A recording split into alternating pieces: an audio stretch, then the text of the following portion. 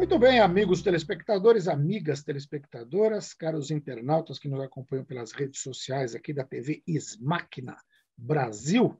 E hoje nós temos a satisfação e a honra de receber aqui o Danilo Santos Leal, que é gerente de operações da Star Center Soluções em Climatização, engenheiro mecânico com pós em engenharia de manutenção e ar-condicionado. E a gente vai falar sobre ar-condicionado, sobre áreas de missão crítica. Danilo, em primeiro lugar, muito obrigado por atender o pedido dessa entrevista. Obrigado a você, Joaquim, e a presença de todos. Legal. Só para a gente ter uma ideia, você tem essa cara de menino aí, bastante novinho aí. Você está há quanto tempo na Star Center? Eu estou há um ano na Star Center, né? Opa. Recém-chegado, vim do mercado de missão crítica, né? Da área hospitalar, e vim para a Star Center para desenvolver esse setor de missão crítica na empresa. Legal. Bom, como gerente de operações, qual é a tua principal preocupação hoje nessa área? Minha principal preocupação, né, como gerente da parte de serviços, né, é o atendimento do PMOC, né, dos contratos, que é o Plano de Manutenção, Operação e Controle. Né? No momento que a gente vive hoje de pandemia, né, nunca foi tão recorrente o assunto do ar-condicionado e principalmente da manutenção desse ar-condicionado. Né? Então, o PMOC, todos sabem aí que veio da Portaria 3523 de 1998, né, do ministro Sérgio Mota, né, quando morreu e teve sua morte detectada um possível caso de legionela, né, que veio do ar-condicionado. Então, virou uma portaria, né, e em 2018 a gente teve aí a consolidação da Lei 13.589, né, que é a legislação sobre o PMOC.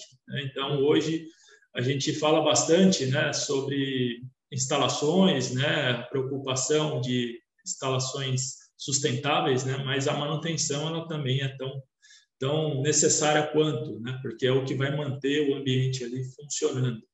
Né?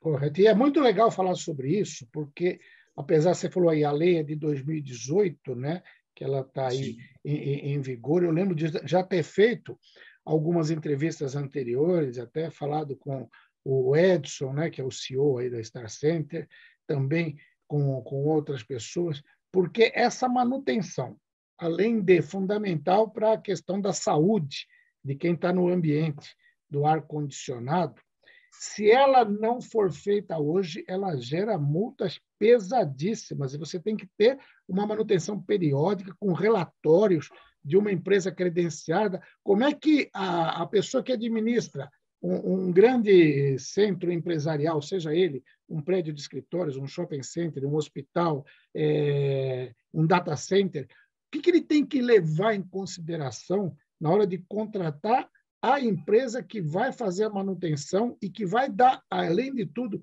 não só a garantia da saúde, mas a garantia de que ele não vai tomar uma multa pesada também, né? Correto. Você tocou num ponto, Joaquim, que tem um dado, né, que fala que o ser humano ele ingere mais ou menos 10 mil litros de ar por dia. Né? E nesse percentual, 85% é um convívio dentro de um ambiente climatizado. Ou seja, né, escritórios, escolas, faculdades, hospitais. Então, 85% do tempo do ser humano ali ao longo do dia, ele está em ambientes climatizados. Então, mostra cada vez mais a importância dessa manutenção. Né? E quando a gente fala na contratação, é uma dúvida bem recorrente no mercado, né, onde hoje o pessoal, na maioria das vezes, se atenta a custo, né, preço, né, o menor preço leva, né? E então o que eu falo que são 5 pilares, né, da contratação, né, quando um cliente procura. É a legislação, né, o atendimento à legislação, que é o que a gente está falando até agora sobre PMOC, né? A qualidade do ar interior, né, do ambiente, né? Então, uma boa manutenção ela gera uma boa qualidade do ar, né? Você trocar os filtros na periodicidade correta, manter as máquinas higienizadas, então tudo isso acaba gerando uma qualidade desse ar interior, né? Eficiência energética, né? Então, uma boa manutenção, ela resulta em ganhos de eficiência ao sistema, né? Uma máquina suja pode representar um percentual elevadíssimo de consumo de energia elétrica, né? A questão de novas tecnologias também, o cliente ele procura, né, no momento de contratação, né, além do plano de manutenção, operação e controle, que é o PMOC, ele é um documento, né, mas que ele esteja sendo executado, né? A questão não é ter o PMOC, mas sim ele esteja sendo executado, né? Um dado que eu gostaria só de citar é que eu puxei junto ao Simbratar, né? Existe mais ou menos 3.092 empresas denominadas como manutenção de ar-condicionado só em São Paulo. Né? Então, isso mostra uma hipercompetição do mercado de prestação que acaba resultando aí, né, numa competição acirrada, né, por preço, né, em vez da qualidade, né? Então, quando eu falo da metodologia, né, de como uma empresa grande, um grande gestor tem que se preocupar, são 4 aspectos, né, que a maioria das empresas multinacionais, né, e as líderes de mercado utilizam, né, que é o processo de abertura do BID, né, que é o processo aí de a procura, né, de parceiros, empresas especializadas, a RFI, né, que a gente chama de Request for Information, né, que é a requisição de informações de quem vai participar desse processo, a RFP, né, que é a Request for Proposal, né, requisição de propostas, e depois a equalização de propostas, né. Então, no momento que é aberto o BID, né, o que o gestor ali ele tem que saber, né? Qual que é o número de equipamentos que ele tem na planta, né? Qual que é o número de chamados e número de corretivas que ele tem ali naquele empreendimento, o plano de manutenção que está vigente, periodicidade de qual frequência é feita essa manutenção, dimensionamento da equipe, né, atual, se ele entende que isso atende o prédio dele ou ele vê que não, né? Características do sistema, se é um sistema de expansão direta, indireta, risco da operação, né? Se ele tem alguma área crítica ali que traz risco iminente à planta dele, né? Um CPD, um data center, uma sala cirúrgica, uma UTI, né? Rotinas específicas do dia a dia e uma qualificação mínima dessas empresas, né? Então, isso é uma informação que o cliente, né, o tomador de serviço ali, ele tem que ter para iniciar um processo, né? Porque se ele não tem isso, fica difícil das empresas que estão participando todo mundo chegar numa equalização, porque um vai considerar um número X de equipamentos, o outro vai considerar outro, e na hora de equalizar isso, tanto no viés técnico quanto no viés comercial, ele vai ter grandes dificuldades, né? Uhum. E tudo isso vai acabar impactando no atendimento das legislações, porque uma vez que eu subdimensionei o contrato, eu não vou conseguir atender o PMOC, né? E, consequentemente, eu vou estar fora da legislação, sujeito a tomar multas graves, como você mesmo disse, né? Então, essa primeira etapa é fundamental, né? Que é um papel aí do tomador de serviço, né? Avaliar para ser disponibilizado ao mercado, né? Depois que ele tem tudo isso de informação, a gente entra na RFI, né, que é a requisição de informações, como eu disse, de escolher quais são as empresas que vão participar desse processo, né? Eu tenho que ter um critério para escolher essas empresas que vão estar ali para me ofertar esse serviço de qualidade que eu espero, né? Então, o que eu tenho que avaliar, né? A história e tempo de atuação dessas empresas, missão, visão e valores dessas empresas, qual é a visão estratégica dessa empresa que está participando do processo, qual que é o faturamento e a saúde financeira que ela possui, né? Quais são os principais clientes e qual que é a qualificação da equipe que possui, né? Então, é muito comum a gente ver grandes empresas atribuindo critérios, né, de, por exemplo, empresas só podem participar do processo empresas que são credenciadas ou associadas da Abrava ou da SMAC, né, porque aí você já tem uma chancela que essa empresa ela faz parte de um associado, né, que tem essa preocupação com o ar-condicionado, que é o caso da Ismáquina, né? Certificados, né? Se essa empresa tem ISO 9000, né? Um programa de política de qualidade, se ela tem outros tipos de ISO, como 14000 do meio ambiente, se ela tem o credenciamento dos principais fabricantes do mercado, né? Por exemplo, Carrer, Daikin, Trane, Hitachi, né? Então, todos esses quesitos são avaliados para você selecionar as empresas que vão estar participando. E uma vez que você selecionou, né, essas empresas para estar participando, você vai entrar na parte de propostas, né, que é onde você vai estar ali descrevendo o memorial descritivo, a determinação de prazos e de etapas, né, definir quem é o responsável e o prazo de implantação.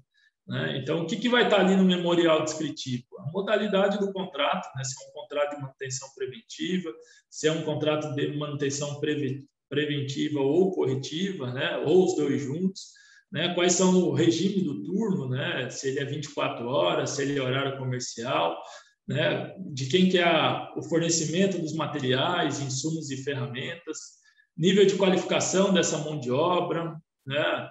Dispositivos de comunicação e software, enfim, vai ser avaliado uma série de quesitos nesse memorial, onde ele vai estabelecer um parâmetro ali para todas as empresas estarem, né, concorrendo no mesmo pé de igualdade. Né? Legal. E depois de tudo isso é feita a equalização das propostas, né? A etapa final que eu citei, que é a avaliação do escopo técnico, né? Análise crítica aí dos cargos e salários, né? Então, está todo mundo considerando o mesmo nível de salário, porque isso representa diretamente na qualidade da mão de obra que está sendo empregada e que vai assegurar todos esses benefícios. Né? Comentários, né? Fechamento dessa proposta e, por último, uma matriz de avaliação. Né? Então, de todos esses que concorreram, quem que foi a empresa, né, que ofereceu a melhor proposta. Né? Então, isso tudo é interessante ser avaliado, pois para o atendimento das legislações, isso é fundamental. Né? Correto, sem dúvida nenhuma. Enquanto você estava falando, eu estava olhando aí atrás de você, tem esse monte de quadros que são prêmios Ismáquina, que a Star Center conquistou ao longo desses 30 anos, mais de 30 anos de história que a Star Center tem. Né? E quando você falou da Brava, da Ismáquina, realmente ser associado, esse selo, não é só, ele não diz que a empresa ela é associada, ela diz que a empresa é qualificada, porque a Ismáquina, sobretudo, ela exige dos seus associados todo um compromisso com normas, com conduta de normas técnicas, com obedecimento dessas normas técnicas, que quem vê o selo Ismáquina, na verdade, é um selo de qualificação, né? Sim, correto. Né? Essas premiações é o resultado, né, de um trabalho árduo da Star Center, né, que vem ganhando premiações ao longo dos anos, né, e realmente representa, né, essa qualidade de serviço empregado, tanto na parte de obras quanto na parte de manutenção. Legal. Bom, no começo você falou sobre áreas críticas, né? Correto. E a gente citou aí rapidamente hospitais e data center. Dá para falar um pouquinho a respeito de cada um deles? Sim. Sendo empregada toda essa metodologia, né? Hoje a área de hospitalar e a área de data center, né, que a gente chama de missão crítica, elas vêm crescendo bastante, né, no mercado, um por ser suporte à vida, outro, né, por essa questão de disponibilidade dos seus hóspedes, né, com seus sistemas. Então, a lógica de contratação, ela segue a mesma metodologia que eu apresentei, mas ele tem que ser observado alguns detalhes a mais. Né? Então, se a empresa, né, que está participando ali, ela tem clientes na área hospitalar e atenção a alguns processos, né, que são característicos dessas áreas. Por exemplo, na área hospitalar, você tem diversas certificações. Né? Você tem a JCI, né, que é a Joint Commission, que é o maior selo, né, internacional para a área hospitalar. Né? Você tem a ONA, você tem diversas outras certificações que ela exige um padrão de operação dos hospitais. Né?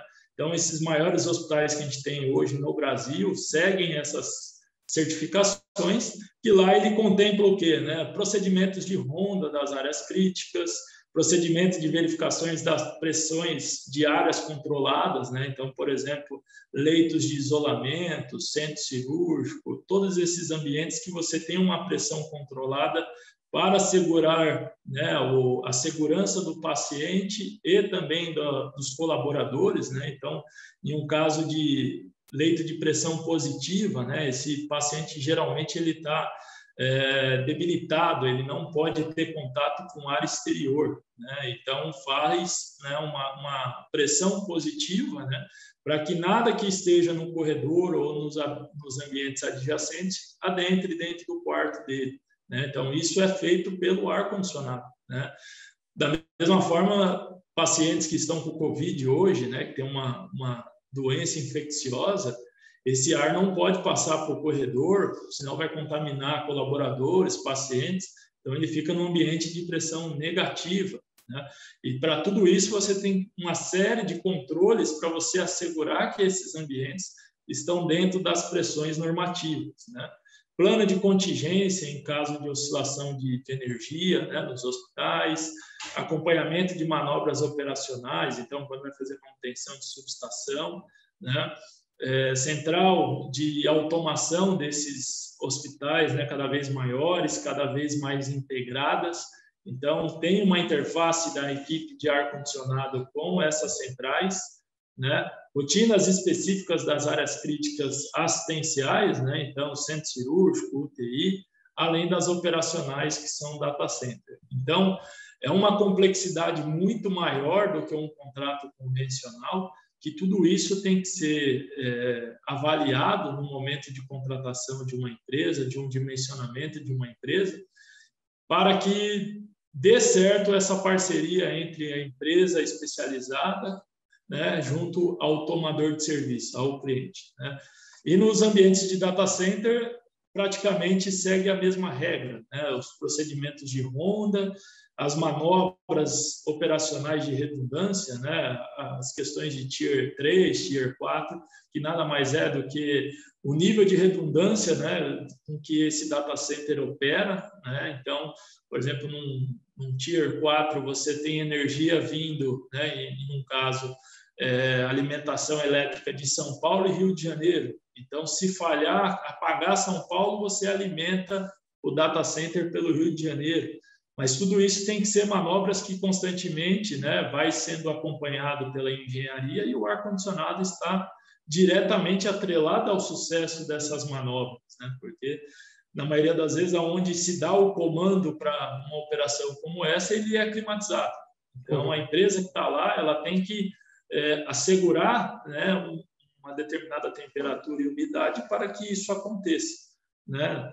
O acompanhamento do NOC, né, que é o Network Operation Center, né, o centro de operações ali do data center, onde se tomam as decisões, também é um ambiente que precisa, né, constantemente ter o acompanhamento da equipe de ar-condicionado, rotinas específicas das áreas, né, engenharia de confiabilidade também é um outro ponto muito tocado aí em data center, né? Não pode falhar, né? Então, qual que é o índice de confiabilidade que eu tenho daquele sistema?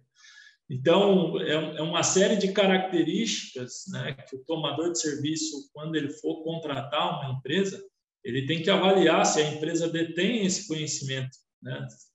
Se ela realmente é especialista, existe uma divisão especializada nisso naquela empresa, para que não tenha nenhum problema futuro, né, e assegurar um cumprimento de todos os itens que eu falei anteriormente. Então, é o ponto de atenção aí que fica para todos os tomadores de serviço, né, como eu já fui por um bom tempo, que se avalie, né, a empresa que está sendo contratada através de uma metodologia, para que não acabe não gerando grandes impactos tanto à vida quanto à operação. Correto. Resumindo aquela história, tem que ficar de olho porque muitas vezes o barato sai caro. Então, tudo isso precisa ser levado em conta. Danilo, muito legal a tua explicação. Eu ficaria aqui mais um tempão conversando, porque tem assunto. Você estava falando de data center, eu estava imaginando, a gente está gravando aqui um dia depois dessa pane do Facebook, de várias coisas, a gente fica imaginando as possibilidades quando você tem isso, mas isso é um tema para um outro programa. Se você tiver algo que você queira acrescentar que eu não perguntei, fique à vontade. Só vou acrescentar, Joaquim, agora no final, toda essa metodologia, né, eu estou desenvolvendo junto com Mais Máquina. A gente vai publicar um manual, né, com justamente essa metodologia de como contratar uma empresa especializada em ar-condicionado. Então, as pessoas que estão vendo esse vídeo podem ir anotando, né, as recomendações, mas também vai ter um manual oficial da Máquina de como se contrata uma empresa baseado nessa metodologia que eu apresentei aqui nesse vídeo. Então, em breve aí teremos isso junto aos nossos principais interessados, né, na contratação de uma boa empresa de manutenção. Que ótimo. Então, quando estiver pronto, a gente faz uma outra entrevista para fazer o lançamento aí oficial desse manual. Aí fico à disposição. Com certeza. Com certeza, Joaquim. Danilo, obrigado, parabéns pelo trabalho e até a próxima entrevista. Obrigado, Joaquim. Um abraço. Danilo Leal, gerente de operações da Star Center, falou com vocês.